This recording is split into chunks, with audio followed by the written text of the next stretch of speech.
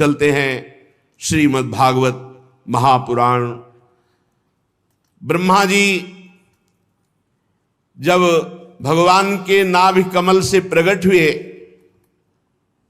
चारों तरफ देखने की चेष्टा की तो चार मुख हो गए। फिर 100 दिव्य वर्ष तक कमल नाल पकड़कर नीचे उतरते हुए अपने आधार को खोजा, नहीं मिले। फिर ऊपर आकर अपनी इंद्रियों को एकाग्र करके समाधिस्थ होकर भगवान की 100 दिव्य वर्ष तक आराधना की तो हृदय में ही भगवान दिखाई देने लगे। देखा अद्भुत शेष शैया पर भगवान श्री हरि शयन किए हुए हैं। गौरवर्ण भगवान शेष जी का 10,000 फण दिव्य मणियां चमक रही हैं।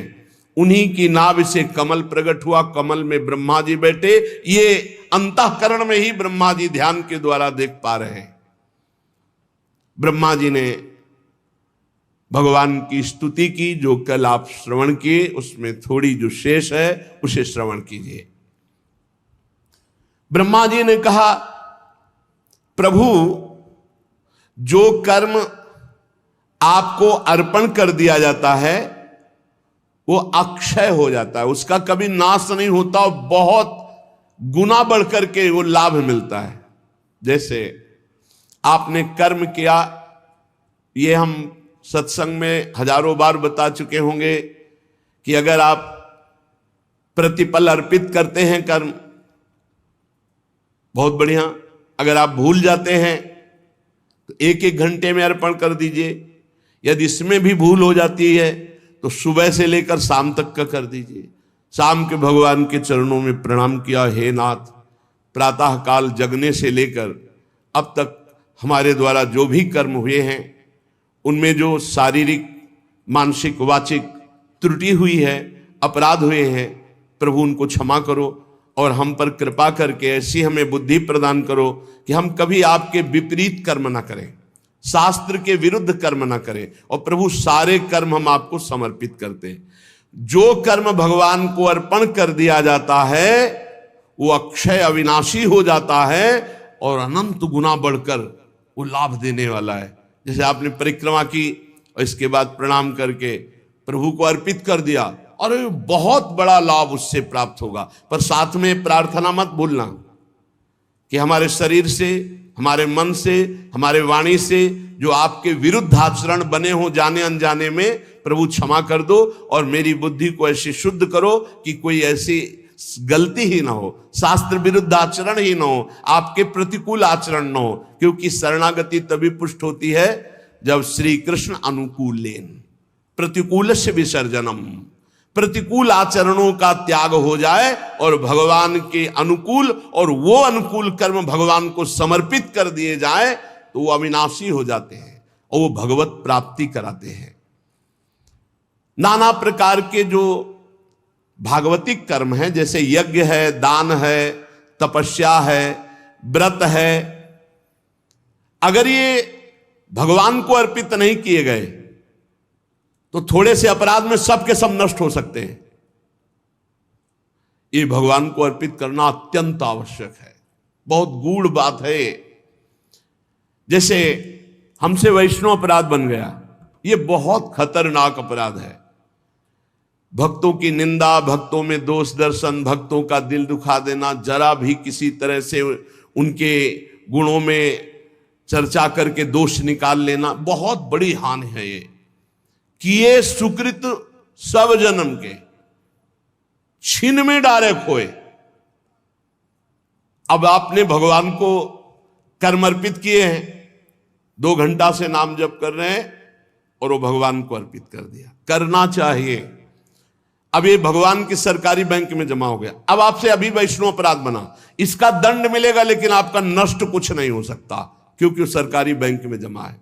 इसलिए कह रहे हैं जो कर्म जैसे भागवतिक हैं, यज्ञ है, दान है, कठिन तपस्या है, व्रत है, तीर्थयाटन है, स्वाध्याय आदि आदि, यदि ये भगवान को समर्पित नहीं किए और ये सुरक्षित रहे तो ये तुम्हें स्वर्ग आदि लोक देंगे, बस भगवत प्राप्ति नहीं कराएंगे। और अगर अपराध बन गया तो ये नष्ट भी हो जाएंगे। इसलिए भगवत प्रसन्नता प्राप्त करना सब साधना का फल है। हमारे प्रभु प्रसन्न हो जाएं। जब श्री भरत जी महाराज चित्रकूट पहुंचे, भगवान श्री राम जी के चरणों के दर्शन किए। बड़े बड़े महापुरुष हैं, विदेहराज जनक जी भी हैं, परम ज्ञानी वशिष्ठ जी भी हैं, और सब ब्रह्म ऋषि हैं। राज्याभिषेक की सामग्री लेकर गए थे भरत जी महाराज। देखिएगा प्रेमी की स्थिति। भरत जी महाराज के प्रेम विवस्था में भगवान एक शब्द बोले। विचार कर लो सब लोग, और कल जो भरत जी कहेंगे वही हम करेंगे। कल हम वही करेंगे जो भरत जी कहेंगे। सारा भार भरत जी के ऊपर आ गया। और भरत जी तो गए ही थे उत्साह युक्त होकर के भगवान का राज्याभिषेक करने के लिए, सब राज्य सामग्री, राज्याभिषेक की सब सामग्री। अब भरत जी ने विचार किया कि सेवक का कर्तव्य क्या है? स्वामी को प्रसन्न देखना। दूसरे दिन गए तो केवल भरत जी ने एक बात कही, जेहि विधि प्रभु प्रसन्न मन होई, करुणा सागर कीजिए सोई। भरत जी ने ये नहीं कहा कि राज्याभिषेक करवा लीजिए प्रभु। आखिरी फाइनल भरत जी के ऊपर था, तो भरत जी ने कहा जिस विधान से हे प्रभु आपका मन प्रसन्न हो वही कीजिए। तो प्रभु ने कहा हमारी तो इच्छा है पिताश्री की आज्ञा का पालन। तो कहा बस जीने का सहारा दे दीजिए। तो पादुका लाए थे, भरत जी ही लाए थे, प्रभु के चरणों में अर्पित की। प्रभु ने प्रसादी की, पादुका रखकर सारा तीर्थों का जल भरत कूप में विराजमान किया जो अभिषेक के लिए लाए थे। 14 वर्ष तक सिंहासन पर पादुका रखकर और अयोध्या का शासन रक्षा की भरत जी महाराज। भरत जी अगर कह देते तो भगवान वापस आ जाते, लेकिन भरत जी ने कहा प्रभु का प्रसन्न रहना ये सेवक का परम धर्म है। अगर सेवक की किसी बात से स्वामी संकोच को प्राप्त हो जाए तो उसकी सेवकाई किस बात की? तो समस्त साधनाओं का ब्रह्मा जी कह रहे हैं एक ही फल है कि आप प्रसन्न हो जाए, सारे कर्म प्रभु को समर्पित कर दे। और जब आप प्रसन्न हो जाते हैं तो कौन सा फल बाकी रह जाता है? प्रभु आप सर्वदा जीवों के हृदय में बैठकर ज्ञान देते रहते हैं। ध्यान दीजिए, आप जब कोई गलत काम करना चाहेंगे तब आपको एक अंदर से आवाज आएगी, ये गलत है मत करो, फंस जाओगे। सबके हृदय में देखो, ब्रह्मा जी कह रहे हैं हे प्रभु आप सबके हृदय में ज्ञान प्रदान करते हैं, गलत मार्ग में जा रहे हो मत करो। लेकिन कोई नहीं सुनता प्रभु की बात और फंस जाता है, दुर्गति को जाता है।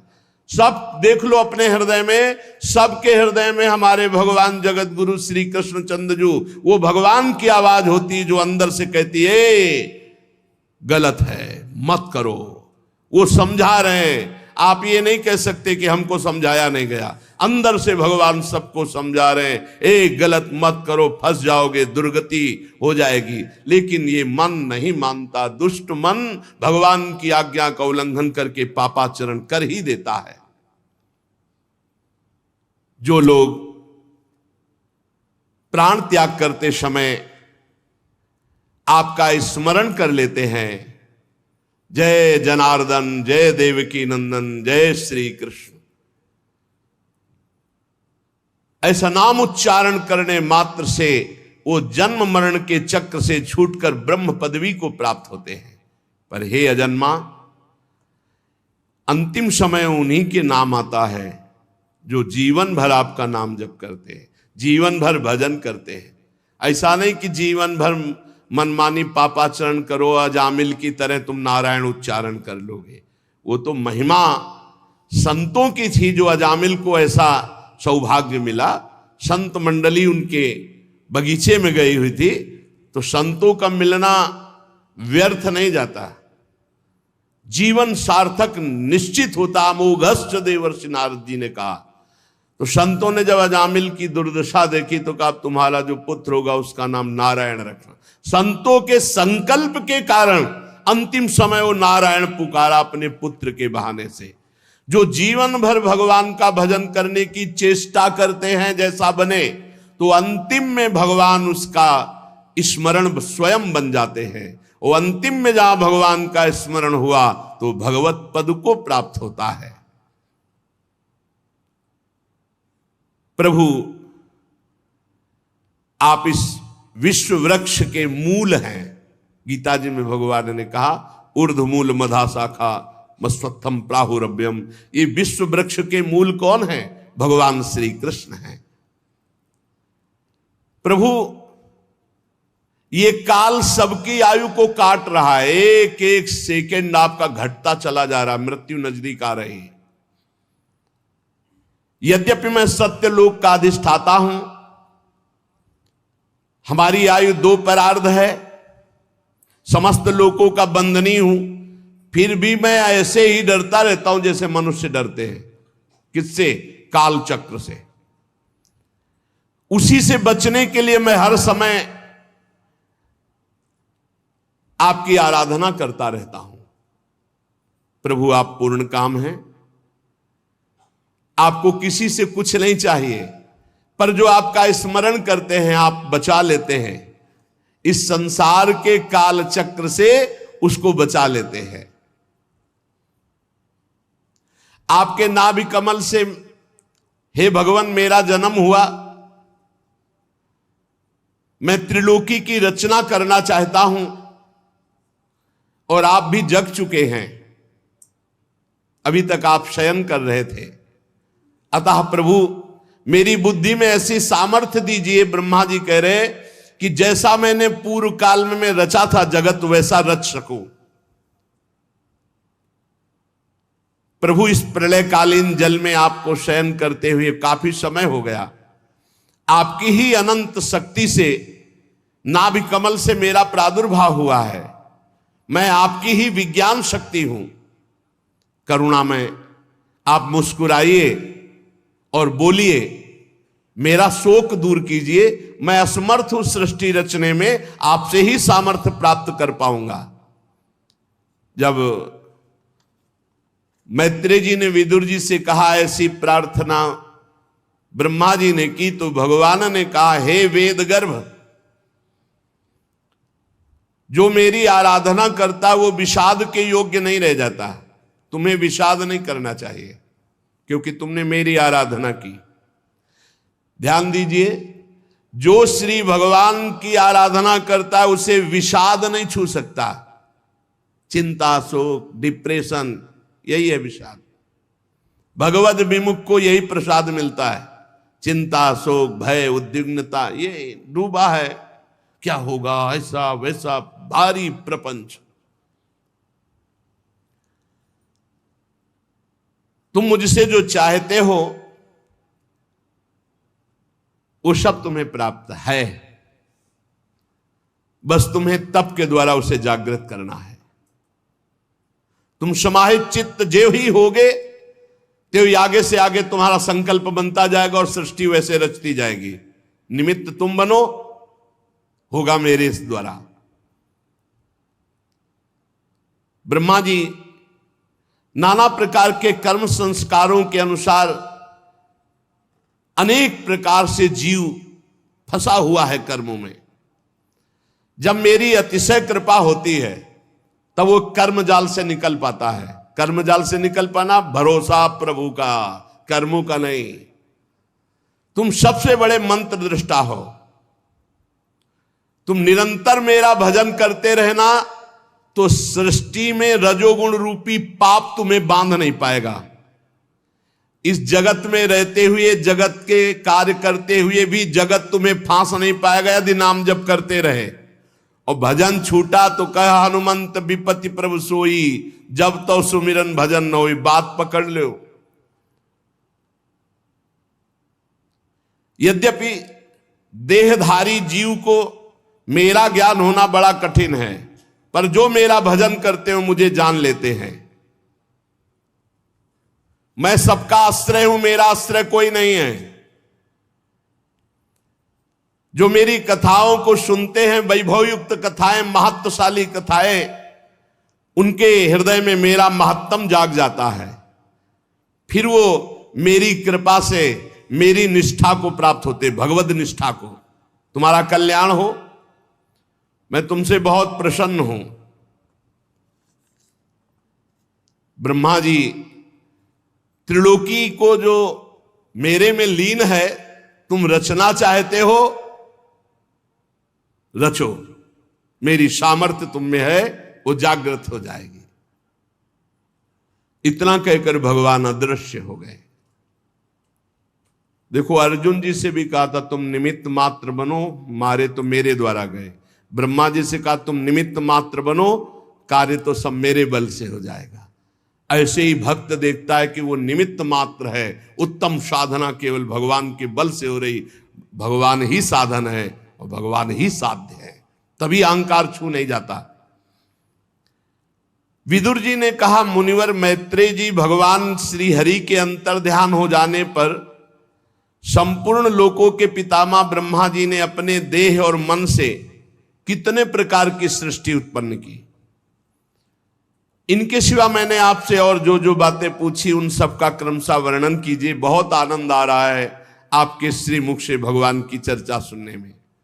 श्री मैत्रेय जी ने कहा, अजन्मा भगवान श्री हरि ने जैसा कहा था, ब्रह्मा जी ने अपने चित्त को भगवान में जोड़कर फिर 100 दिव्य वर्षों तक तपस्या की। 100 दिव्य वर्ष तपस्या से उनका महान तपोबल और ज्ञान बल दोनों बढ़ गया और उन्होंने जल के साथ वायु को पी लिया। जो जल में कमल में ब्रह्मा जी तो तपोबल से बढ़े हुए ज्ञान विज्ञान बल से संपूर्ण जल और वायु को पी लिया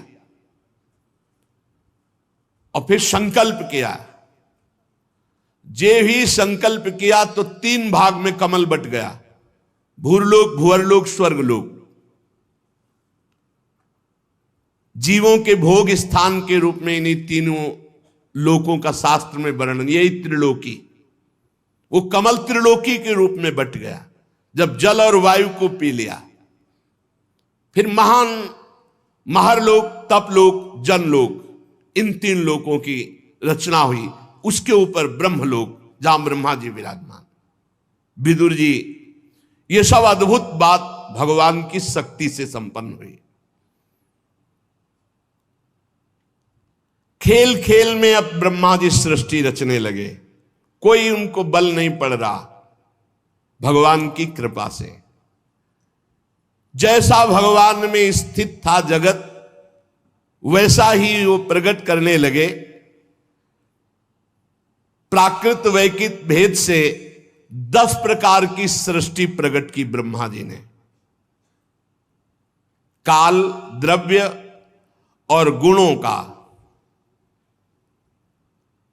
ब्रह्मा जी के द्वारा जो संकल्प बना, तो काल, द्रव्य और गुणों का प्रभाव प्रकट हुआ, उससे महातत्व प्रकट हुआ। दूसरी सृष्टि अहंकार की, जिससे पंचभूत, ज्ञानेन्द्रियां, कर्मेंद्रियां। तीसरी सृष्टि भूत सर्ग, पंचभूतों से बने हुए शब्द, स्पर्श, रूप, रस, गंध, तन्मात्रा। जितना शब्द है, स्पर्श है, रूप है, रस है, गंध है, ये तीसरी सृष्टि। इंद्रियां, ज्ञानेन्द्रियां, कर्मेंद्रियां, क्रिया शक्ति प्रधान, चौथी सृष्टि प्रकट की।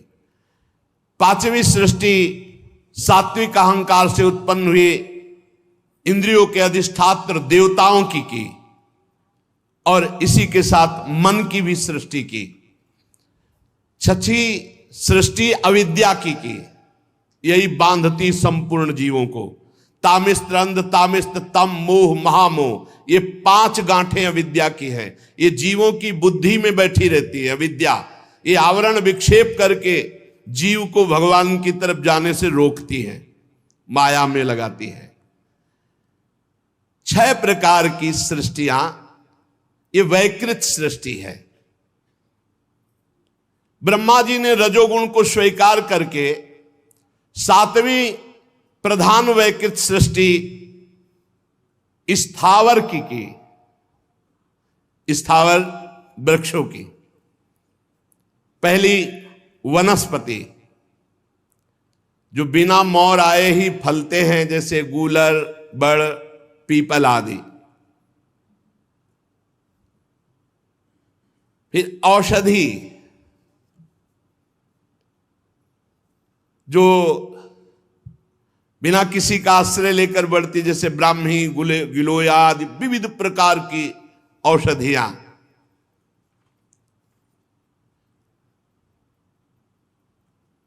वनस्पति में धान, गेहूं, जौ, चना, विविध प्रकार के अन्न भी आते हैं। जिनकी छाल बहुत कठोर होती है, त्वक्सार, बीरुद जो लता भूमि में फैलती, खरबूजा, तरबूजा आदि, ये ऊपर नहीं चढ़ सकती। द्रुम जैसे आम, जामुन, पीपल आदि, ये बड़े बड़े वृक्ष, इन्हें द्रुम कहा गया है। तो वनस्पति, औषधि, लता, त्वक्सार, विरुद्ध, द्रुम,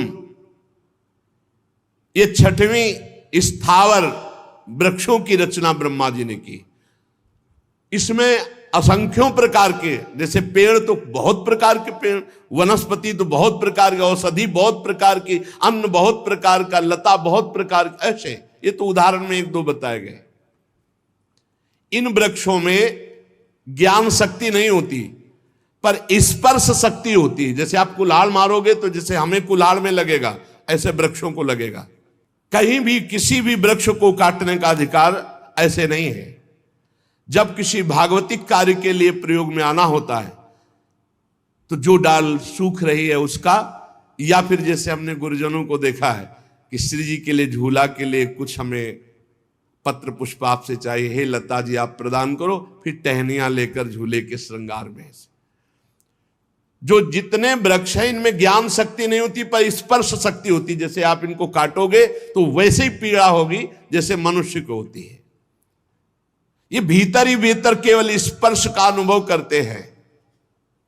आठवीं सृष्टि पशु पक्षियों की तिर्यक योनियों की ये 28 प्रकार के, एक एक प्रकार में लाखों लाखों प्रकार के हैं। पशु पक्षियों की 28 मूल हैं और एक एक प्रकार में लाखों, मतलब पक्षी तो लाखों प्रकार के पक्षी है। अरे पूरी सृष्टि में कौन जाने। इन्हें काल का ज्ञान नहीं होता। इनके अंदर तमोगुण की अधिकता होने के कारण केवल खाना पीना और मैथुन करना और सोना, बस इतना ही आता है। खाना पीना, सोना, मैथुन करना, और इनको जो ज्ञान होता है वो सूंघने से होता है। जैसे वृक्षों को त्वचा से, इनकी घ्राण शक्ति बहुत जोर की होती है पशु पक्षियों की। अब देखो पता नहीं कहां से एक चीनी का दाना डाल दो, कहां से चींटी आ जाएगी। उसकी घ्राण शक्ति इतनी प्रबल है, उसको बिना किसी सूचना के सूचना मिल जाएगी वहां के। इनके हृदय में न विचार शक्ति होती, न दूरदर्शिता होती। केवल खाना पीना, मैथुन करना, सोना और सूंघने से वस्तुओं का ज्ञान होता है। इन तिर्यक योनियों में, पशु पक्षियों में कुछ द्विशप कहलाते हैं, जैसे गौ, बकरा, भैंसा, कृष्ण मृग, सुअर, नीलगाय, रुरु नामक मृग, भेड़, ऊंट, ये 2 खुरों वाले पशु कहलाते हैं। नीचे से इनके खुर के 2 भाग होंगे, द्विशप कहलाते हैं। गधा, घोड़ा, खच्चर, गौर मृग, सरप, चमरी, ये एक शफ, एक खुर वाले, पूरा एक खुर होगा, टॉप इनकी एक खुर वाली होगी। और कुछ 5 नखों वाले, कुत्ता, गीदड़, भेड़िया, बाघ, बिलाव, खरगोश, शाही, सिंह, बंदर, हाथी, कछुआ, गो, मगर, ये 5। कुछ 2, कुछ 1, कुछ 5। कंक, बगुला, गिद्ध, बटेर, बाज, भास, भल्लूक, मोर, हंस, सारस, चकवा, कौवा, उल्लू आदि उड़ने वाले ये जीव पक्षी कहलाते हैं। ये सब संकल्प से हो गए, किसी कारीगर की जरूरत नहीं। पर 84 लाख योनियों में 83,99,999 योनियां ये दशई के अंतर्गत आती। ब्रह्मा जी ने संकल्प किया, सृष्टि हो गई, नवी सृष्टि हुई ये मनुष्यों की। ये एक प्रकार की होती है, इसमें नहीं होते कि एक शब्द द्विशब्द या 5 पंजा वाले, ये एक प्रकार, इनका आहार ऊपर से जाता है। ये रजोगुण प्रधान है, साधना से सतोगुण एकत्रित कर सकते हैं, नहीं रजोगुण प्रधान कुसंग मिल जाए तो तमोगुण हो जाए, राक्षसी प्रवृत्ति। ये कर्म परायण होते हैं और ये दुखई जीवन भर भोगते हैं यदि भजन न करें तो। रचना ही है मनुष्य होने की ऐसी, ये दुखई को सुख समझते हैं। स्थावर पशु पक्षी मनुष्य, ये तीनों प्रकार की सृष्टियां ब्रह्मा जी ने रची। जो सनक सनंदन सनातन सनत कुमार ऋषियों का है वो कौमार सर्ग है, वो सबसे प्रथम रची गई। मनुष्यों में जब रचना हुई तो सबसे पहली रचना सनक सनंदन सनातन सनत कुमार जी की हुई। फिर देवता पितर असुर गंधर्व राक्षस अप्सरा यक्ष सिद्ध चारण विद्याधर भूत प्रेत पिशाच किन्नर किमपुरुष अश्वमुख, ये देव सृष्टि ब्रह्मा जी ने प्रकट की। ब्रह्मा जी अम्मा है, ब्रह्मा जी पिता है, संकल्प करते जा रहे, सब सृष्टि पैदा होती चली जा रही। 10 प्रकार की ऐसी ब्रह्मा जी ने सृष्टि की। भगवान सत्य संकल्प हरि ही ब्रह्मा जी हैं। जैसा जैसा संकल्प करते जाते हैं वैसी वैसी सृष्टि रचना होती जा रही है। इसके सुनने मात्र से पाप नष्ट होते हैं। श्री मैत्रेय जी कहते हैं, विदुर जी, पृथ्वी का आदि कार्य वर्ग सबसे पहला अंश जो है उसे अणु कहते हैं। अणु सबसे पहला पृथ्वी का, जिसे सूक्ष्मदर्शी से भी नहीं देखा जा सकता, बड़ा सूक्ष्म परमाणु। परमाणु जब परस्पर मिलते हैं तब एक अवयवी की प्रतीत होती है। बड़ा सूक्ष्मतम अंश ये महान है। इसीलिए भगवान को कहा गया है अणु अणियान महतो मह्यान, छोटे में सबसे छोटा, अणु से भी छोटे भगवान, और महान में सबसे बड़े विराट भगवान। जब 2 परमाणु मिलते हैं तब एक अणु होता है, इतना छोटा है। पृथ्वी का सबसे पहला अंश परमाणु। बड़ा ध्यान से सुनोगे तब तुम्हें समय का ज्ञान होगा, काल किसे कहते हैं। 2 परमाणु मिलते हैं तो एक अणु होता है। परमाणुओं को देखा ही नहीं जा सकता। और जब 3 अणु मिलते हैं तो उसे त्रिश्रेणु कहते हैं। त्रिश्रेणु देखा जाता है, जैसे खिड़की से सूर्य की किरणें आ रही हो तो उसमें जो छोटे छोटे कण उड़ते दिखाई देते हैं उन्हें त्रिश्रेणु कहते हैं। झरोखे में से होकर आई हुई सूर्य की किरणों के प्रकाश में आकाश की तरफ जो उड़ते हुए रेणु दिखाई देते हैं, वो 3 अणु मिलकर के तब वो त्रिश्रेणु हुए, तब वो देखने में आते हैं। परमाणु को तो देखा ही नहीं जा सकता। ऐसे 3 त्रिश्रेणुओं को पार करने में जो सूर्य को समय लगता है उसे त्रुटि कहते हैं। और 100 गुना त्रुटि का वेद होने पर फिर उसे वेद कहा जाता है। और 3 वेद का जब तो एक लव होता है, और एक लव का पलक झपकने में निमेष, इतना, इसे निमेष समय कहते हैं। और 3 निमेष का एक क्षण होता है, और 5 क्षण की एक काष्ठा होती है, और 15 काष्ठा की एक लघु होती है, और 15 लघु की एक नाड़िका दंड कही जाती है, और 2 नाड़िकाओं का एक मुहूर्त होता है। और दिन के घटने बढ़ने के अनुसार दिन एवं रात्रि की दोनों संधियों के 2 मुहूर्तों को छोड़कर 6 या 7 नाड़िका का एक प्रहर होता है, उसे याम कहलाया जाता है, जो मनुष्य का दिन या रात का चौथा भाग कहा जाता है। 6 पल तांबे का एक ऐसा बर्तन बनाया जाए जिसमें 1 प्रस्थ जल आ सके, और 4 मासे सोने की 4 अंगुल लंबी सलाई बनवाकर उसके बर्तन में छेद करके छोड़ दिया जाए, और जितने में 1 अंजुल जल गिरेगा जितने समय में, उसे नाड़िका कहते हैं। 4-4 पहर के मनुष्य के दिन और रात होते, इसलिए 8 पहर कहते हैं। और 15 दिन रात का एक पक्ष होता है जिसे शुक्ल पक्ष और कृष्ण पक्ष कहते हैं, और 2 पक्षों को मिलाकर एक महीना कहते हैं, जो पितरों का एक दिन रात है। अपना 15 दिन कृष्ण पक्ष और 15 दिन शुक्ल पक्ष, पितरों का एक रात और एक दिन हो गया। 2 मास का एक ऋतु होता है, 6 मास का एक अयन होता है, उत्तरायण दक्षिणायन। ये दोनों अयन मिलकर देवताओं के एक दिन रात होते हैं। शुक्ल पक्ष और कृष्ण पक्ष, पितरों का कृष्ण पक्ष 15 दिन रात और शुक्ल पक्ष 15 दिन एक दिन। हमारे 15 दिन, उनके एक दिन रात। कृष्ण पक्ष शुक्ल पक्ष जो 1 महीना हुआ दिन रात हो गया, और हमारे 6 महीना और देवताओं के एक दिन रात। दक्षिणायन रात्रि और उत्तरायण दिन, ये दोनों अयन मिलकर देवताओं के एक दिन रात होते हैं। मनुष्य लोक में 1 वर्ष व्यतीत हो जाता है, 12 महीना व्यतीत हो जाते हैं, तो उनका एक दिन रात। ऐसे 100 वर्ष की मनुष्य की आयु बताई गई है, पूरी आयु 100 वर्ष। चंद्रमा आदि ग्रह, अश्वनी आदि नक्षत्र, समस्त तारामंडल के अधिष्ठात काल स्वरूप भगवान सूर्य परमाणु से लेकर संवत्सर पर्यंत काल में 12 राशि रूप संपूर्ण भुवन को उसकी निरंतर परिक्रमा करते हैं।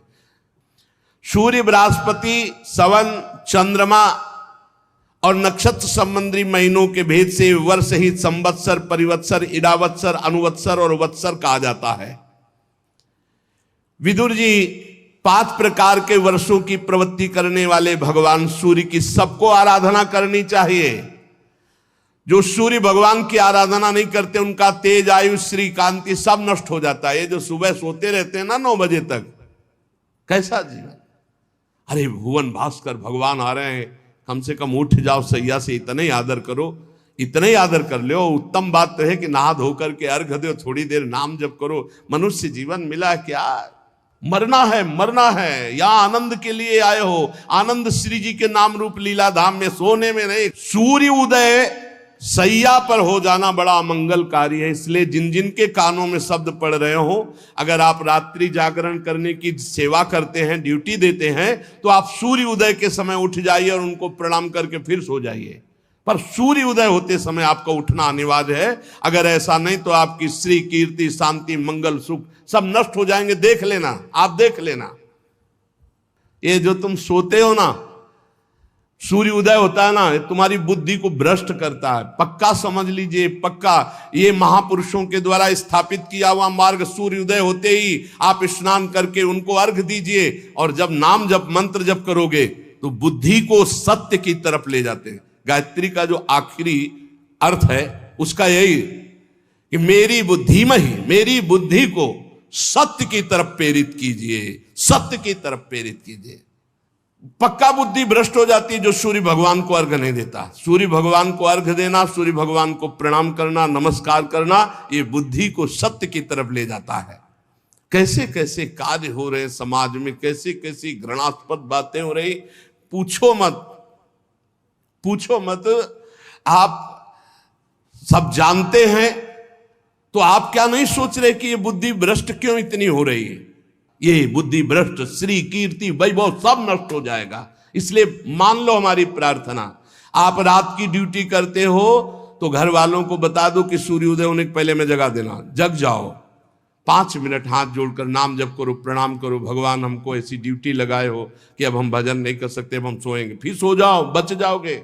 नहीं ऐसे ऐसे अपराध बनेंगे कि बुद्धि काम ही नहीं करेगी। ये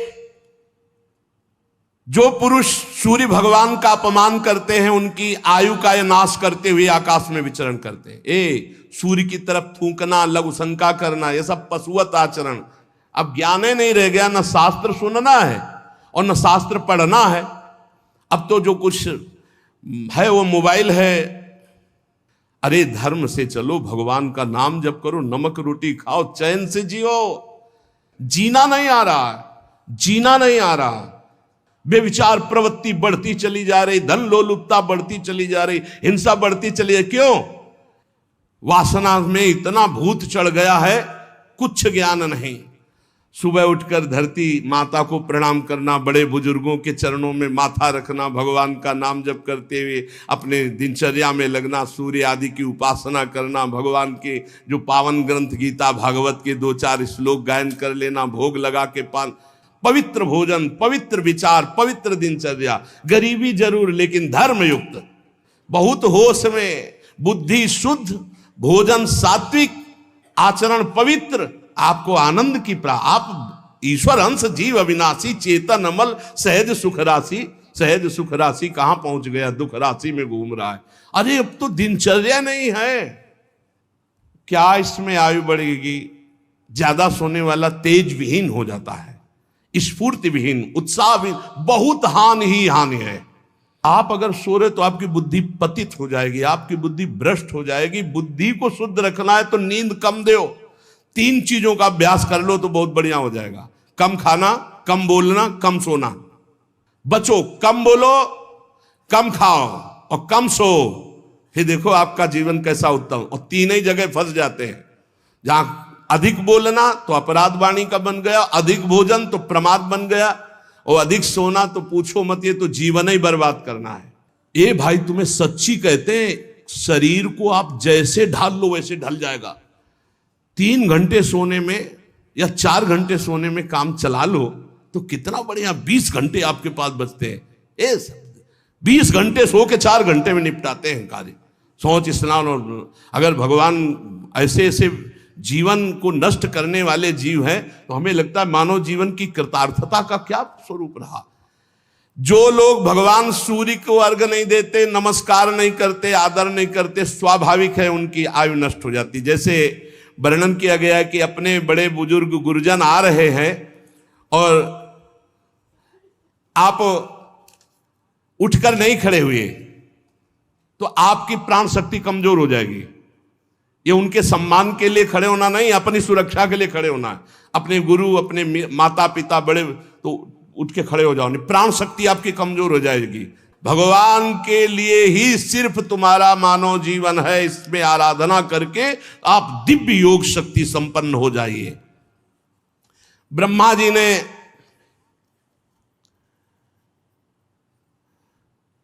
ये समय का रचना किया।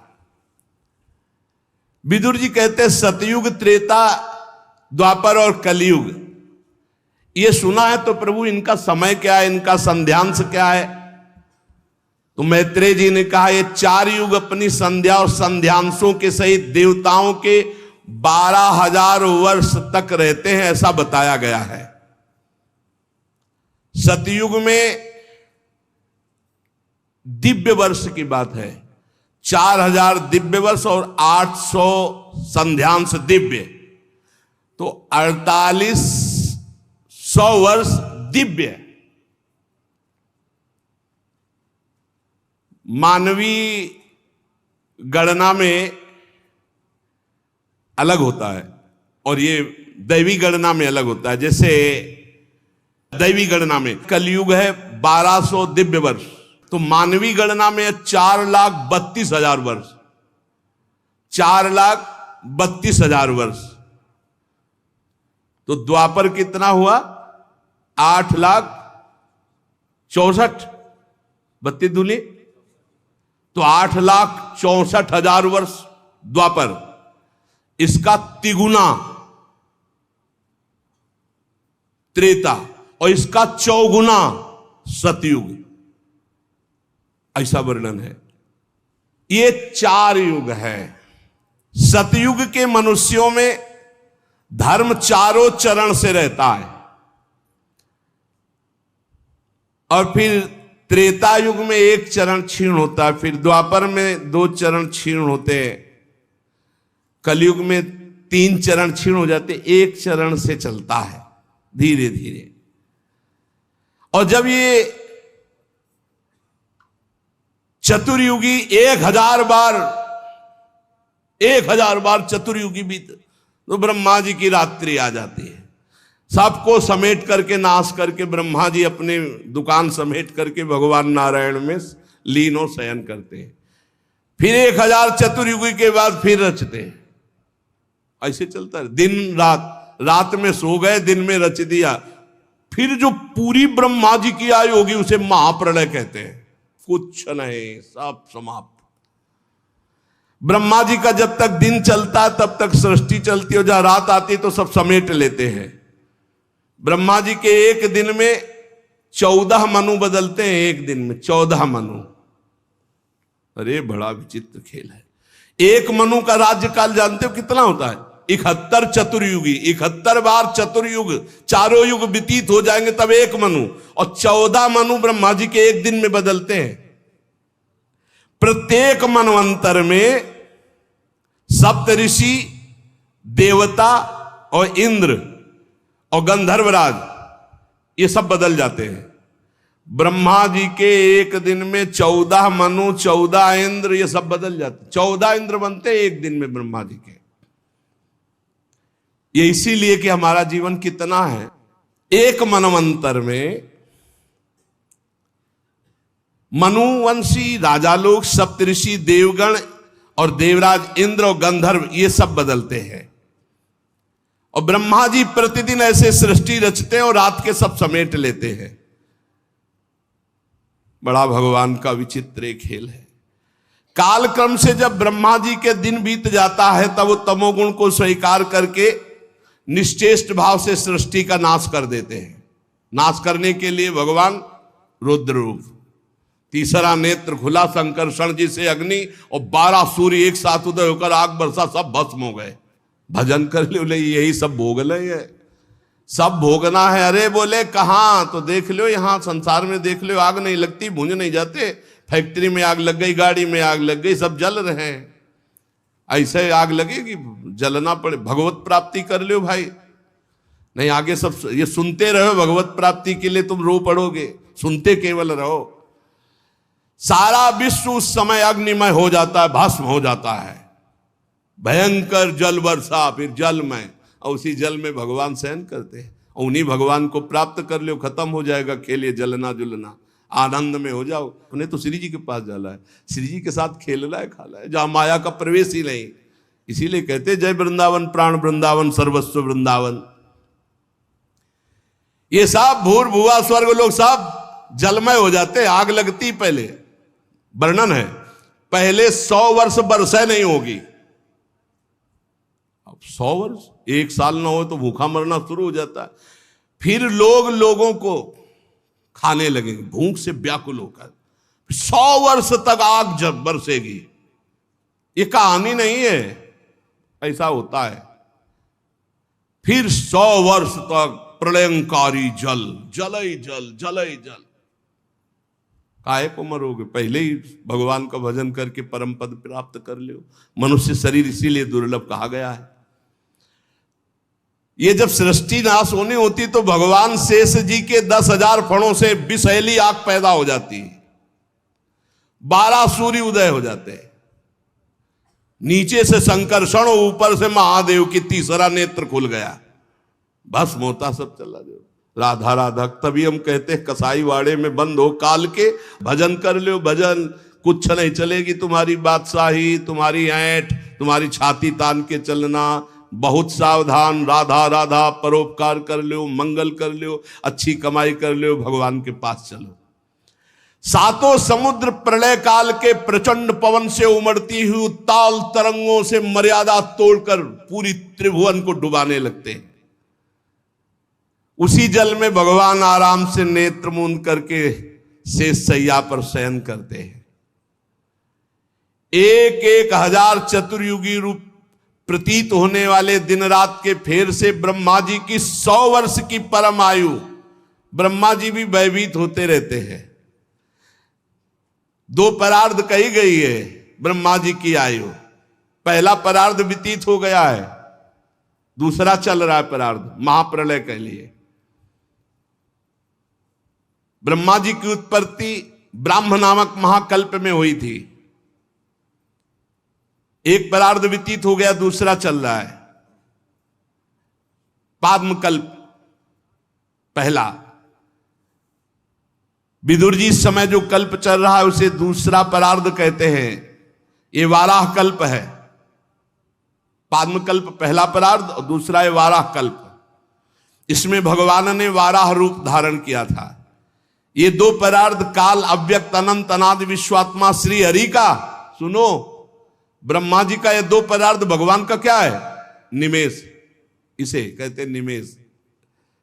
ऐसे भगवान हमारे हैं और ऐसे भगवान को हमारी लाडली जो अधीन की हुई है, इसीलिए हम जीत गए। हमारे माई श्यामाजू को राज जाके अधीन सदा सांवरो, या ब्रज को सिरताज। घर वाले हो गए अपने लोग, लालजू के घर वाले हैं। घर के जैसे सदस्य नहीं होते तो घर के सदस्यों को बचाया जाता है ना। घर के सदस्यों को थोड़ी देखा जाता है कौन अच्छा कौन बुरा, घर के जन है, इनको बचाओ। तो हम सब प्रियालाल के घर के सदस्य हैं, शरणागत जल है। ये काल की दाल हमारे ऊपर नहीं गलेगी, विश्वास करो। अरे वो संबंध मात्र से कल्याण करते हैं। ये मेरा है, एक बार हृदय से स्वीकार कर लिया, उसी से उन्नति शुरू हो जाती है। बहुत कृपालु हैं, क्योंकि जानते हैं दुर्जय माया है, जीत नहीं पाएगा। केवल हे हरि मैं आपका हूं, इतने मात्र से वो पार कर देंगे। यही जब हम बचपन में भगवत मार्ग में भागे थे ना, तो यही जब पढ़ते थे तब व्याकुलता होती थी कि मुझे बस ब्रह्म प्राप्ति करनी। अब जन्म मरण के चक्र में नहीं फंसना। इसीलिए भूख, प्यास, गर्मी, सर्दी, सब इसकी कोई परवाह नहीं थी। कोई जैसे देखे हमारी तरफ आ रहा तो उठ के खंडेर की तरफ चले जाते, न मिलना न देखना, हमको भगवत प्राप्ति करनी है। समस्त कारणों के परम कारण श्री भगवान जी हैं। अब ब्रह्मा जी ने अज्ञान की 5 प्रवृत्तियां पैदा की। तम अर्थात अविद्या, मोह अर्थात अस्मिता, महामोह अर्थात राग, तामिस्त्र अर्थात द्वेष, अंधतामिस्त्र अभिनिवेश। ये पापमयी दृष्टि है। जिसकी अविद्या की दृष्टि है, मोह की दृष्टि है, राग की दृष्टि है, द्वेष की दृष्टि है, इससे पाप ही होता है।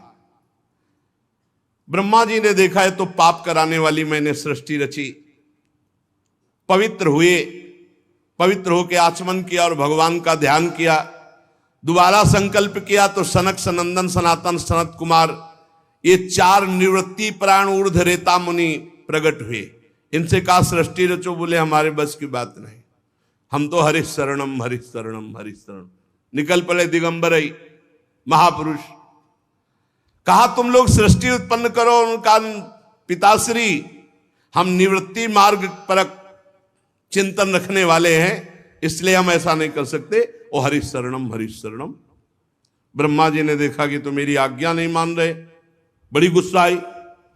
जब ब्रह्मा जी को गुस्सा आई, बहुत रोकने का प्रयास किया लेकिन बहुत गुस्सा आ गई। तो ब्रह्मा जी के बीच भाव से यहां से श्याम वर्ण का एक तेजो में देव प्रकट हुआ और वो थोड़ा रुदन करने लगा। तो उनका रो मत, बोले मेरा नाम बताओ, बोले रोए इसलिए रुद्र। बोले रहने का स्थान बताओ, बोले कैलाश। यहां श्रीमद् भागवत महापुराण के विधान में भगवान ब्रह्मा जी के भ्रकुटी मध्य से भगवान रुद्र का अवतार हुआ, देवाधिदेव महादेव। देखो, ये हमने कई बार कहा है कि जिस पुराण को आप पढ़ोगे उसमें वही अधिष्ठात्र देवता होगा। जैसे अपने गुरु कृपा से कई पुराणों का स्वाध्याय हुआ, तो अगर देवी पुराण तो देवी से सबकी उत्पत्ति, शिव पुराण तो शिव से सबकी उत्पत्ति, जिस पुराण के अधिष्ठात्र देवता उसी से सबकी उत्पत्ति। तो यहां भगवान श्री हरि, श्री कृष्ण, उनके लिए श्रीमद् भागवत। तो इसमें श्री कृष्ण श्री हरि से भगवान ब्रह्मा, ब्रह्मा जी से देवाधिदेव महादेव जी का प्रादुर्भाव। तब कमल योनि भगवान ब्रह्मा ने उस बालक की प्रार्थना पूर्ण करने के लिए मधुर वाणी में कहा देव श्रेष्ठ, तुम देव श्रेष्ठ हो, देवाधिदेव हो। तुम्हारा नाम रुद्र, तुम्हारे रहने का सूक्ष्म स्थान, सबका हृदय, सबके इंद्रियां, सबके प्राण, आकाश, वायु, अग्नि, जल, पृथ्वी, सूर्य, चंद्रमा और तपस्या, ये तुम्हारे स्थान है। और तुम 11 रूपों में रहोगे। मन्यु, मनु, महिनस, महान, शिव, ऋतध्वज, उग्ररेता, भव, काल, वामदेव, धृतव्रत, धी, वृत्ति, उषना, उमा, नियुत, सर्पी, इला, अंबिका, इरावती, सुधा, दीक्षा, ये 11 रुद्राणियां तुम्हारी अर्धांगिनी होंगी। तुम जो हमने तुम्हें स्थान दिया, हृदय, इंद्री, प्राण, आकाश, वायु, अग्नि, जल, पृथ्वी, सूर्य, चंद्रमा, तपस्या, इन स्थानों पर रहो और प्रजा उत्पन्न करो, क्योंकि हमारी इच्छा है कि इस समय सृष्टि बढ़े। भगवान शंकर को आदेश हुआ कि प्रजा रचो, तो रचना शुरू किया। अब उनकी जो रचना थी बहुत विचित्र थी। किसी के हजारों मुख, किसी के एको मुख नहीं, किसी के हजारों आंखें, किसी के एक आंख हो, किसी के बहुत हाथ, किसी के विचित्र, असंख्यों यूथ के यूथ, भूत प्रेत पिशाच। ब्रह्मा जी ने कहा बंद करो, बंद करो, आप अपनी सृष्टि बंद करो, नहीं जो हम सृष्टि रच रहे सब खा जाएगी आपकी सृष्टि। महाराज ये सारे दिशाएं डरपने लगी, आप अपनी सृष्टि बंद करो, तुम्हारा कल्याण हो, हमारे आदेश का पालन हो गया, बस ये आपने जो सृष्टि रची है पूरी सृष्टि को खा जाएंगे, मत रचो सृष्टि, तुम्हारा कल्याण हो, तुम सुखी रहो, तुम तप में लगो, तपस्या करो। हे इंद्रियातीत, हे सर्वांतर्यामी, हे ज्योतिष स्वरूप देवाधिदेव, आप अपनी सृष्टि बंद कर लो। भगवान शंकर ने कहा, आप पहले कहा था रचो, तो फिर आपकी आज्ञा पालन करके रच रहे थे। तब भगवान रुद्र ने कहा ठीक है, और वो समाधि में शंकर सहज स्वरूप संभाला, लाग समाधि अखंड 88 हजार वर्ष तक की समाधि देवाधिदेव की। ब्रह्मा जी फिर उदास हो गए, अब हमारी सृष्टि कैसे बढ़े। तो अगला संकल्प करते हैं, फिर क्या प्रकट होता है आगे चर्चा करते हैं। श्री राधा